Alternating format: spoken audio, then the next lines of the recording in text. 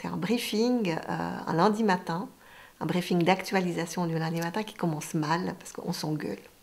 On s'engueule parce qu'on n'a pas été bon sur ces histoires d'émeutes, on n'a pas réagi, on n'a pas pensé à envoyer tout de suite quelqu'un à Paris, etc. ou à mobiliser un correspondant sur place. Octobre 2005. Nicolas Sarkozy, alors ministre de l'Intérieur, est en déplacement à Argenteuil. Une visite mouvementée et des propos vécus comme une provocation dans cette banlieue au nord de Paris. 2 jours plus tard, une autre ville de banlieue se retrouve sous le feu des caméras, Clichy-sous-Bois. 2 adolescents, Ziad Benna, 17 ans, et Bouna Traoré, 15 ans, meurent électrocutés dans un transformateur EDF. Ils s'y sont réfugiés après une course-poursuite avec les forces de l'ordre. Une enquête est rapidement ouverte. Le lendemain, Clichy-sous-Bois s'embrase. 400 émeutiers lancent des bouteilles et des cocktails Molotov sur la police, qui réplique à coups de balles en caoutchouc. Des voitures et des bâtiments sont brûlés.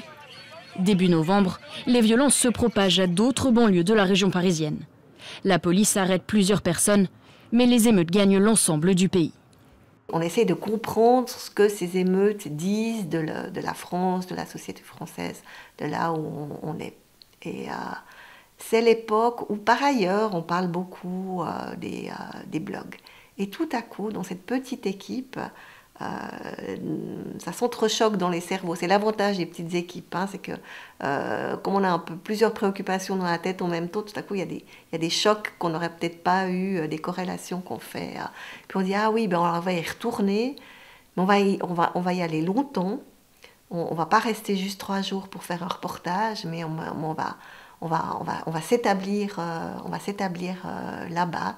Puis on va tenir un blog et puis raconter. Juste raconter. On est au-delà du périphérique, on est à Bondy. On est à Bondy parce que quelqu'un avait vaguement un contact sur place et puis nous trouve un petit endroit où on peut dormir et mettre un ordinateur. On est à Bondy et on se rend compte, nous qui avons l'habitude en tant que Romands d'aller à Paris et d'être au cœur de Paris, que c'est un autre monde.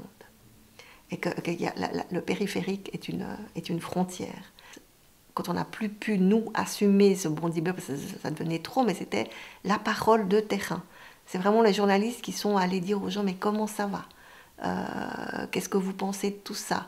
Des questions très basiques, très ouvertes, complètement neutres. Et d'ailleurs, les gens à Bondy, à l'époque, ou les gens qui ont analysé le phénomène ensuite, ont dit « Ah, ben, c'était bien, il fallait bien que ce soit des Suisses qui viennent faire ça. Hein. » Et une prise de parole.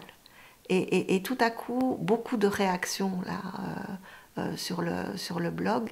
Et donc, très vite, on se dit, on ne peut pas laisser mourir ça, parce que nous, on n'a pas le temps de l'assumer sur le long terme. Donc, on fait venir un certain nombre de jeunes qui vont devenir des blogueurs. Et on leur donne une formation de journaliste, justement, à cette neutralité. Je pose des questions à tout le monde. Je n'adopte pas un point de vue totalement partial. On leur donne les bases. Puis après, on leur confie l'outil. Et le Bondy Blog existe encore et il a essaimé dans d'autres villes en France ou à l'étranger. C'est peut-être plus tout à fait le projet que nous, on avait imaginé, mais c'est resté un média qui donne la parole à des gens qui ne l'avaient pas.